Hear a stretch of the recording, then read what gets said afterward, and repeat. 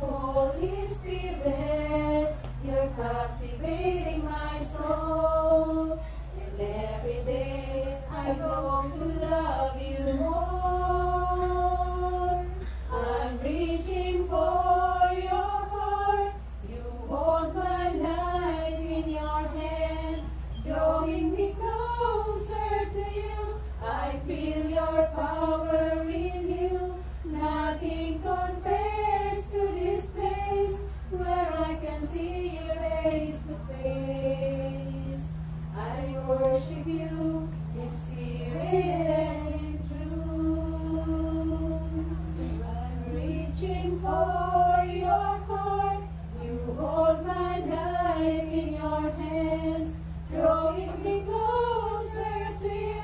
I feel your power in you. Nothing compares to this place where I can see you face to face. I worship you in spirit and in truth. I worship you in spirit and in truth. I worship you in spirit and in truth. Lord, we worship you, Lord. We glorify your name. Pour out your spirit, O Lord. We praise your name, O God. We invite your Holy Spirit. Hallelujah, hallelujah.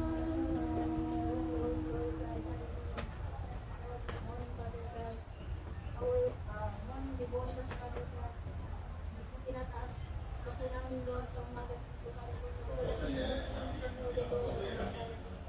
Lord, this morning, Lord God, bless mo po ang morning service na ito, Father God. Bless mo po ang bawat isa namin. Ikaw po mamuna sa aming mga buhay. Lord, our hearts desires, Father God, is to bless your name, Father God. Search our hearts, Lord. Search our souls, Father God. Lord, yung stony heart namin, Lord. Hindi mo po, Father God. Sa bagan ko po dyan, nagpapakumbaga kami, nagsusunod. Lord, sa lahat ng aming mga kasalanan ko, Father God, sa umaga ko, sa gawa ko, sa ita, sa isip, Father God, patawarin ko, Father God. Wala kami magagawa o tayo, Lord, naging sa mga kapatid, Lord, nagpupuan sa Manila sa Pagkakas. Dalhin mo po ang kanilang mga pangyapak at kahit sa umaga.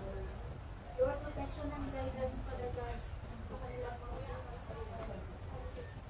Maging Lord, sa pamilya namin sa Pilipinas, Father God, sa umaga ng Pagkakas, ito po ang pag-bless sa kanilang Father God. Ito po ang magbigay ng protection sa kanilang Father God. Kung ano mang ginagawa nila, Father God, ngayon, Lord, touch their hearts, Father God. We worship you in spirit and in truth, Father God. Maging Lord sa magdadala sa iyong salita sa umaga sa Lord, anoint her. Father God, na makita ko natin ito. Magsasalita mo siya, Father God, na andun yung anointing, O God, sa Holy Spirit, O God.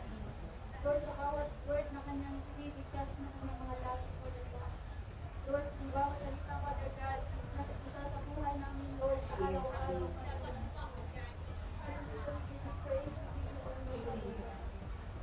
Lord, ang lahat ng ito, Father God, salamat sa katagtagumpayan sa lahat sa umaga. We give you back all the glory, all praises, and adoration in the mighty name of Jesus. Everybody say, Amen.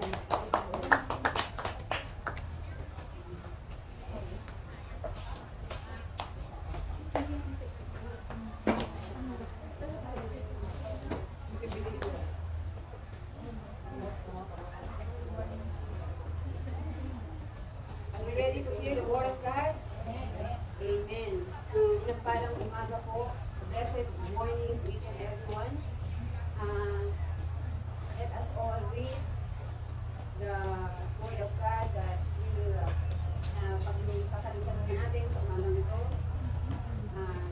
In the book of 2 Corinthians chapter 5 verse 17. Ito po, 2 Corinthians chapter 5 verse 17. Sige po. Therefore, if anyone is in Christ, he is a new creation.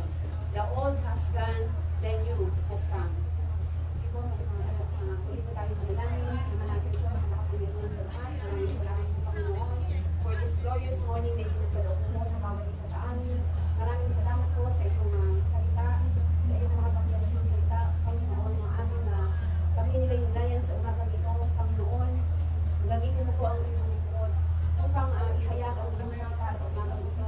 Ilagay mo po ako sa pinakamababang palagyan upang ang kaluwalhatian at kapangyarihan mo ang makita sa aking buhay.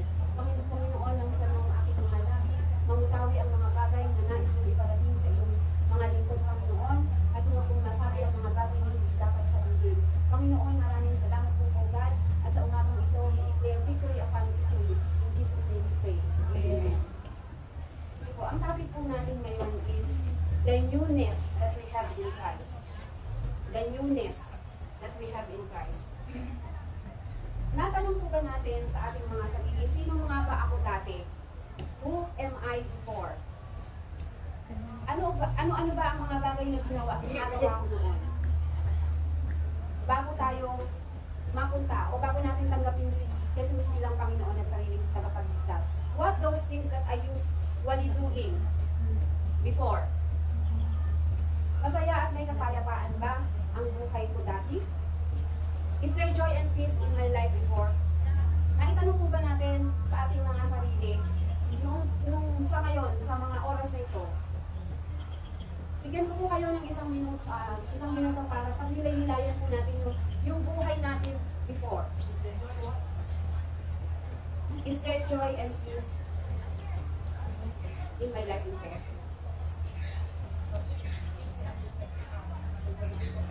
The newness that we have in Christ. So, ano nga ba yung buhay natin dati?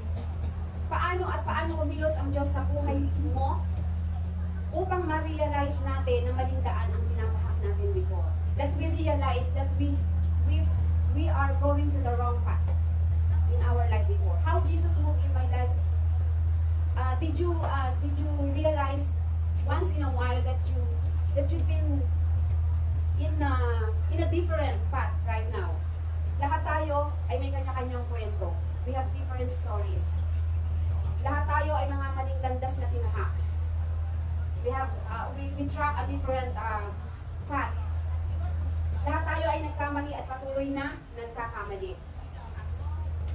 Ngunit hindi tayo mananatiling tumatayo sa mga pagkakamaling iyon. Hindi tayo patuloy na lumalakad sa maling landas. Inalis tayo ng Diyos sa kinasasadlakan nating kasalanan. He gave His own life for you and for me. Inakay tayo sa landas ng kanyang kalooban, inalis tayo sa dilim at dinala sa liwanag. He gave us hope sa pamamagitan ng kanyang buhay at makapangyarihang salita. At dahil doon, tinanggap natin siya bilang Panginoon at sariling tagapagligtas. Tama po ba? Iniwan na natin ang mga dati nating buhay. We live our life before. Buhay na malayo sa Diyos. A life apart from God. Buhay na walang kapayapaan. A life without peace. Buhay na walang kasiguraduhan. Buhay na puno ng takot at pag-aalala. Kung kaya, huwag natin muling hayaan na mahulog tayo sa tukso at patibong ng kaaway. At paano ba nangyayari yung mga ganitong pagkakataon? Minsan, yung mga tao na hindi natin inaasahan, the enemy, the devil, use people that very close in our heart. And those situations that we will not expected to be happen. And we will surprise. Tama po ba? And lagi po nating sinasabi na it doesn't mean na nandito na tayo sa pagkalinga ng Panginoon. It doesn't mean that we will not experience trials and troubles in our life. Because that's the start that God will always try us and try our belief, our faith. In 1 Peter chapter 5 verse 8, Be sober-minded, be watchful. Your adversary, the devil, prowls around like a roaring lion, seeking someone to devour. Mga kapatid, lagi tayong dapat maging handa. We will always be watchful and ready sa pag-atake ng kaaway.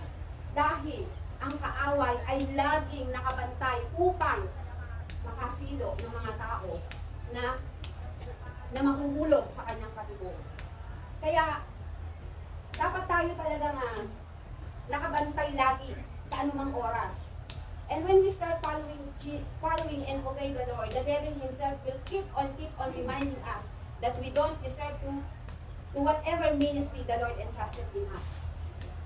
Lalo na po yung mga katulad po nyo. You already graduated in the first chapter of your life as in a Bible basic seminar. Hindi niyo po ba napansin na while you are in that process, there's a lot of trials and troubles sa buhay nyo? Did you encounter that situation? Why? Because the enemy will not, hindi siya papayag na maging mas malalim tayo in order to follow and obey Jesus.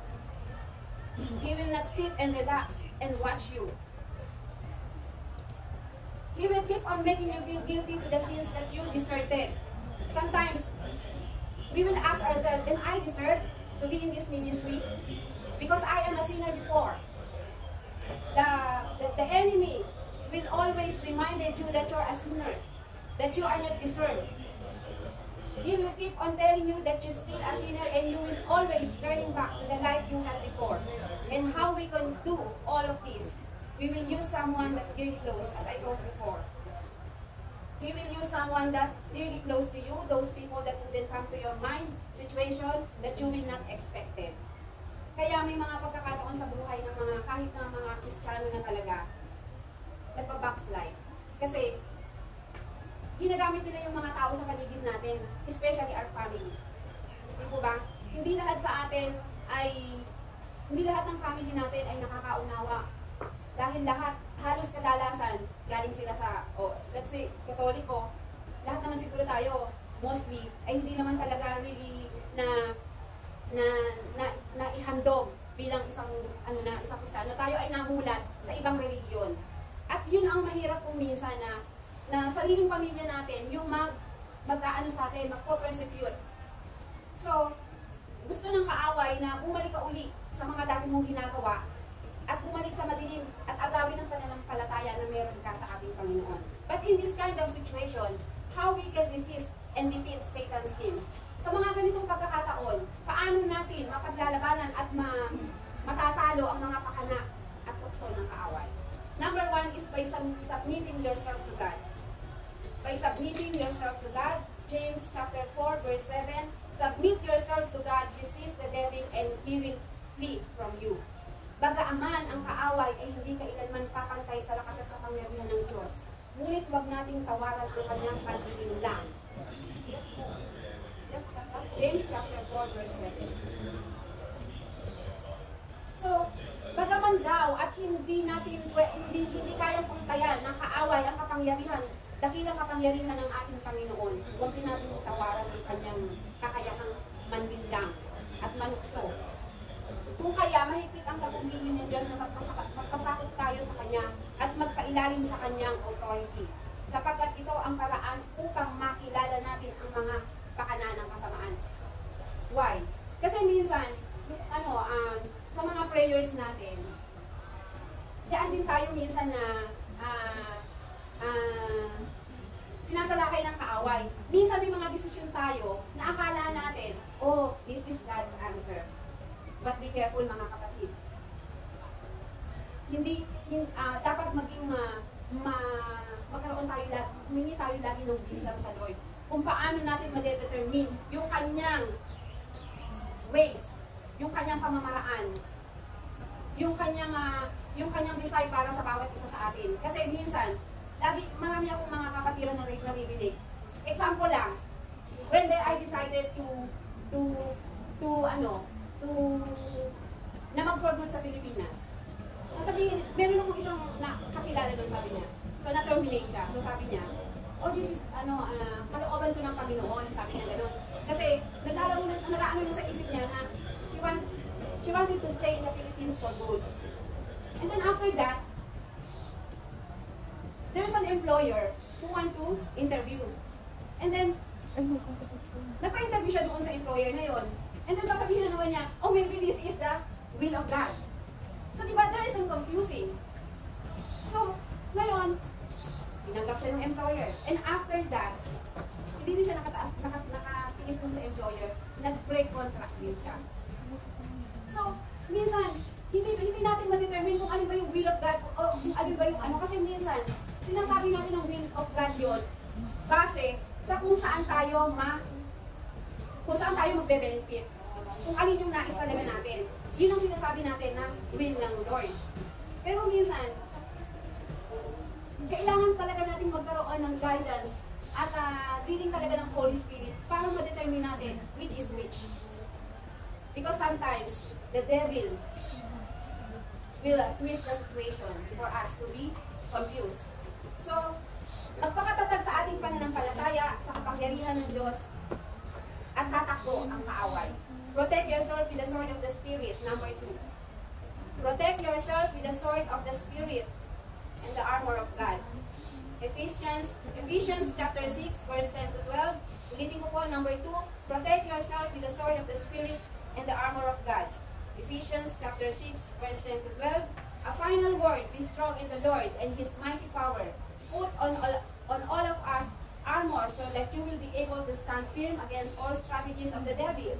For we are not fighting against flesh and blood enemies, but against evil, rulers and authorities of the unseen world, against mighty powers in the dark world, and against evil spirits in the heavenly places.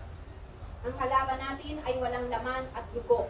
Hindi nakikita kung kaya hindi natin madaling ma-identify. At kung paano, kailan siya sasalakay. So, hindi natin siya nakikita. Hindi natin alam kung kailan siya darating, kung kailan siya maghahasik ng lagim sa buhay ng bawat isa sa atin. Kaya kailangan natin patuloy na magpakalalim sa pamamagitan ng salita ng Diyos. Ito ang pinakamalakas na pananggalang natin laban sa lahat ng katibong ng kaaway.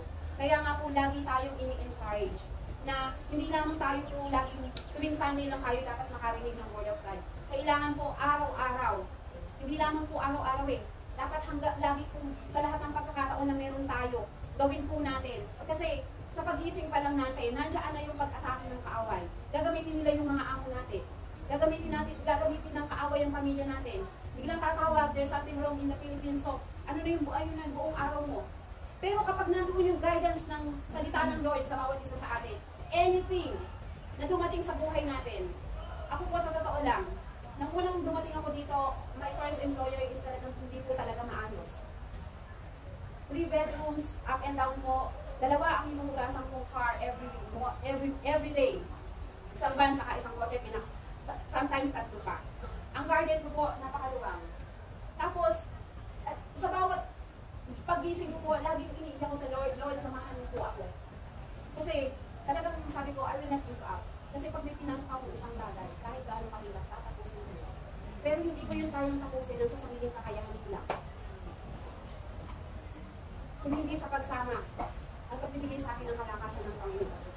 Pero alam niyo mga kapatid, hindi po nalaman ng mga kapwa ko kapatiran sa JIL na ako ay nagsasuffer sa aking amo. Perfectionist po yung amo kong babae. Kailangan kumbaga nababasa mo yung iniisip niya. Kailangan automatic, kung ano yung kailangan ba niya ng maliit na plate, hindi niya kailangan sabihin sa'yo yun. So, every morning, iniiyak ko yun sa Lord, na Lord, bigyan mo ako ng kalangasan sa umagang ito. Alam niyo po kung hindi sa kapag-awa ng Panginoon, at hindi sa pagpapailalim ko sa kanyang kapangyarihan, hindi ko po kayang tapusin yung kontrata ko na yun. Kaya nga po, nung malaman ng mga kasamahan ko na mag-change employer ako, nagulat sila. Why? Because I didn't say anything. Kasi kung ano yung idinideklara ng mga labi natin, hindi na nangyayari. May mga kasama ko at tawag sa mga amon lap, pedla, inha, but I never say that to my employer. Kahit na perfectionist siya, alam niyo po, marami akong natutunan sa kanya. Lahat binaon ko yun. At lahat po ng iyon, naging kalasag ko. Kaya po mga kapatid, kung tayo man ay dumadaan sa mga pagsubok sa employer natin, huwag natin hayaan na gamitin tayo ng kaaway. Na yung mga ginagawa nila is gamitin nila against us. Dahil sa tuwing nagsasalita po tayo ng masama sa employer natin, yun po ay nag-feedback sa atin. Kaya we always look for the beautiful things. Wag lang po natin, sa mga employer natin, alam ko po, we have different situation. Pero kung bago ko po nakuha, yung employer ko ngayon, I have a lot of challenge sa buhay ko. Kumbaga parang yung pangalawang employer ko na nakuha ko, akala ko that is God's answer, hindi pala. Kasi minsan talaga, nalilid lang tayo ng kaaway. Kaya be wise, be watchful. Yun po yung kailangan natin talaga. Lagi tayong magpasakop at lagi tayong pakainin natin ang ating kaluluwa, ang ating spirit ng kanyang mga salita. Dahil ito lang talaga ang magiging kalakasan at kalasag natin to overcome, to become a victorious and a conqueror. Number 3, fight the enemy's temptations through the power of prayer. Fight the enemy's temptations through the power of prayer. Matthew chapter 18, verse 18.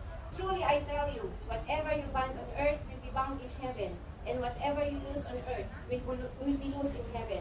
Matthew chapter 18, verse 18. So mga kapatid, tulad po ng sabi ko kanina, kung ano ang pinakakawalan natin dito sa earth, kung ano lumalabas sa bibig natin, yun ang nangyayari. So kung ano yung sinasabi natin, yun ang nangyayari. At kung paano natin i-describe ang ating mga amo, ganun po ang nangyayari.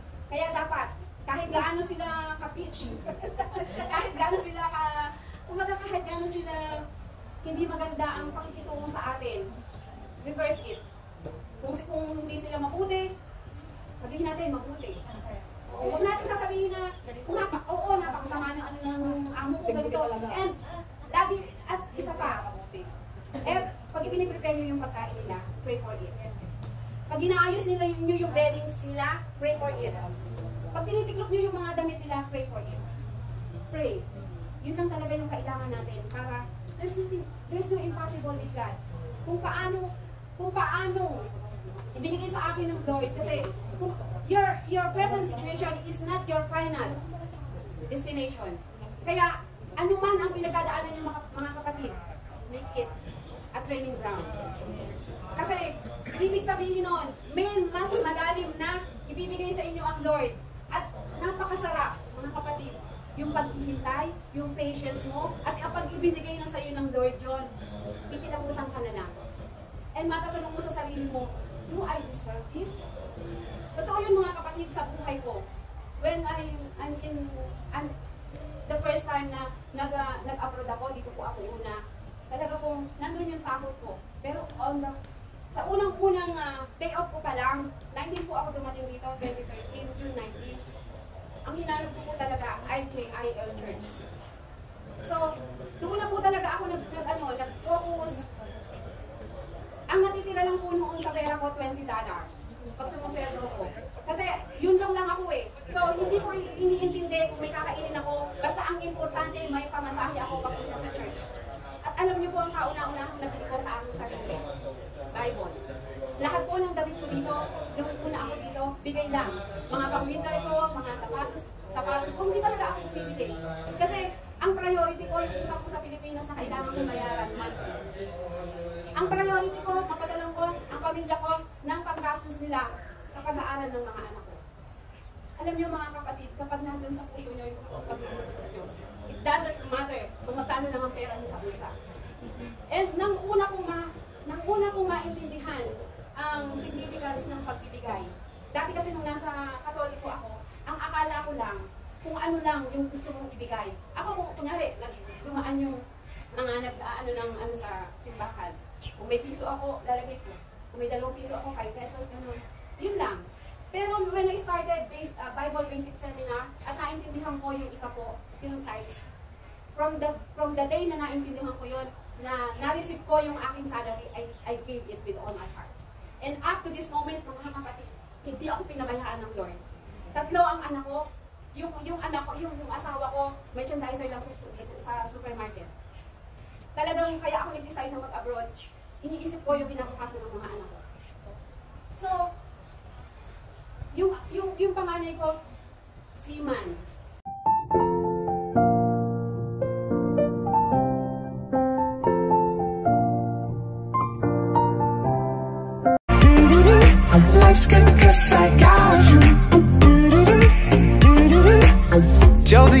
young, we forever young.